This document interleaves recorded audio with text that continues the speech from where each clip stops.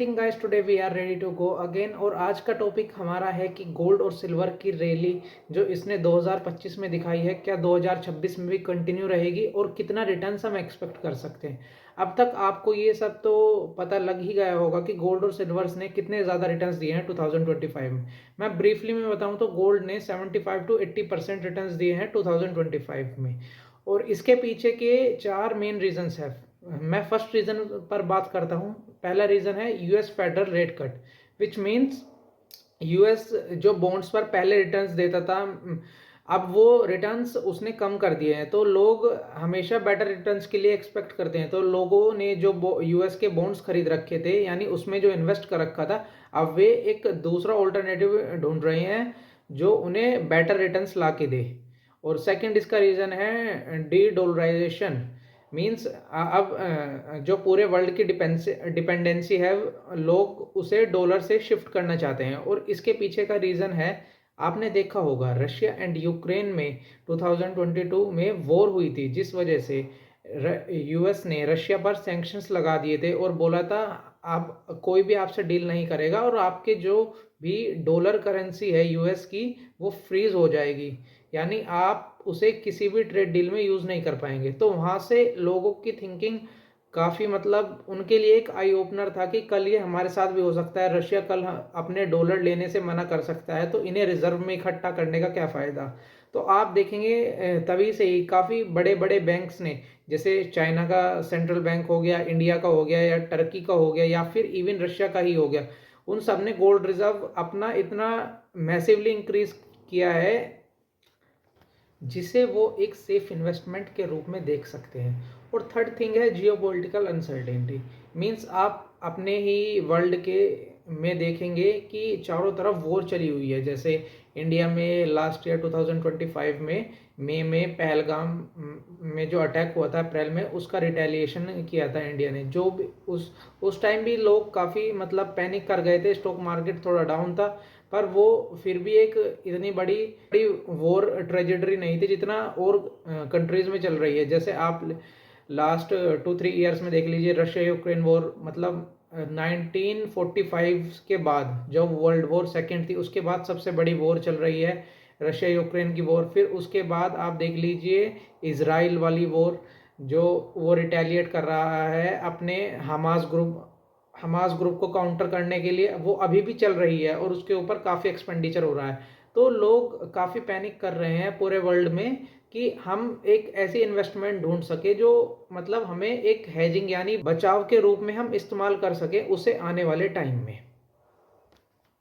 और एक और जो नंबर फोर्थ रीजन है, and that is government give the permission to government employees, now they can invest some amount of their investments in the gold ETF. जिसका मतलब है अब गवर्नमेंट एम्प्लॉयज को छूट है कि वे अपनी टोटल इन्वेस्टमेंट का 5% मैक्सिमम गोल्ड ईटीएफ में या सिल्वर ईटीएफ में यूज़ कर सकते हैं।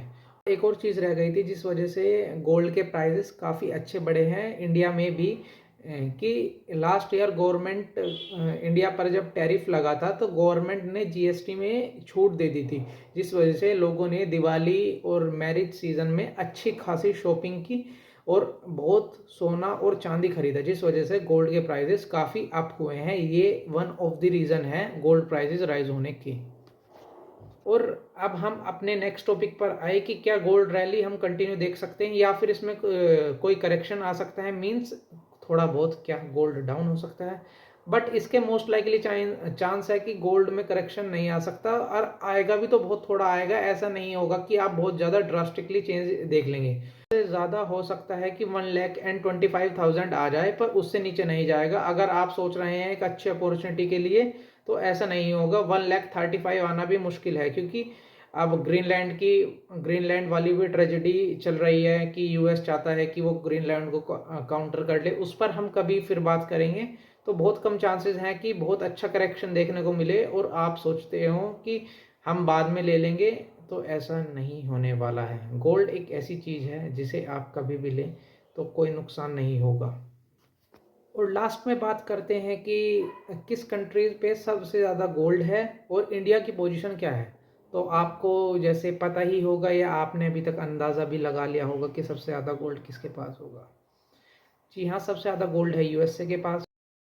तो चलिए अब बात करते हैं सिल्वर के बारे में। सिल्वर भी इंडिया में इसी परसेप्शन से देखा जाता है कि ये हमें बुरे टाइम में बचाएगा, पर वर्ल्ड में इसका ऐसा यूज़ नहीं होता है। जितना चांदी हम अपने घर में इकट्ठा करके रखते हैं, ऐसा पूरे वर्ल्ड में कोई भी कंट्री नहीं है इतना चांदी वो अपने घर में स्टोर करती हो।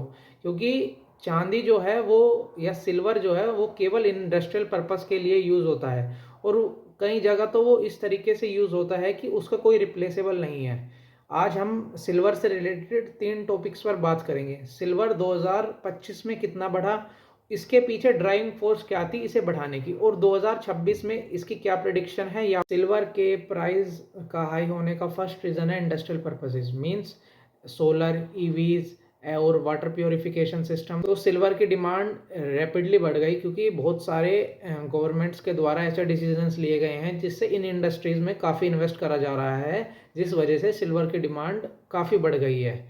और सेकंड रीज़न है रिटेलर्स और इंडिविजुअल्स एक ऑल्टरनेटिव ऑप्शन ढूंढ रहे हैं स्टॉक मार्केट के अलावा, क्योंकि स्टॉक मार्केट में तो कंपनी लिस्टेड होती हैं, पर आप देखेंगे जैसे डोनाल्ड ट्रंप ने काफ़ी कंट्रीज़ पर, ऑलमोस्ट सभी मेजर कंट्रीज़ जो हैं जो ट्रेड करती हैं वर्ल्ड में, उन पर टैरिफ लगा दिया है।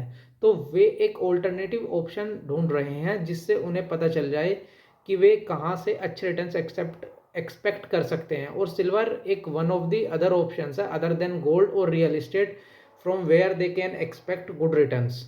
एंड थर्ड रीज़न है, if you listen about the Kotak securities and HDFC bank, they also provide ETF. ETF means exchange traded fund, जहाँ पर आप गोल्ड ईटीएफ या सिल्वर ईटीएफ में इन्वेस्ट कर सकते हैं। अब इन बैंक्स ने पैसे लेने, कैश इनफ्लो मना कर दिया है रिटेलर्स का डिपॉजिट करने से, क्योंकि उनके पास फिजिकल एसेट्स है ही नहीं वो पैसे के एक्सचेंज में लोगों को सिल्वर दे सके, जिस वजह से लोग ज़्यादा से ज़्यादा पैसे देने के लिए तैयार हैं थोड़ा भी सिल्वर खरीदने के लिए। अब हमारा फाइनल आउटलुक आ गया है कि मेरा क्या स्टांस है सिल्वर के ऊपर। मैं सिंपली बताऊं, सिल्वर अभी नियर टाइम में तो आप खुद देखेंगे जनवरी में भी अच्छा खासा ग्रो किया है, और अभी नियर शॉर्ट टर्म में भी या इस ईयर में भी इसके ग्रो करने के बहुत ज़्यादा चांसेस है। इवन गोल्ड से भी ज़्यादा सिल्वर के रिटर्न्स आप एक्सपेक्ट कर सकते हैं, क्योंकि एआई की काफ़ी डिमांड बढ़ रही है, ईवीज की काफ़ी डिमांड बढ़ रही है।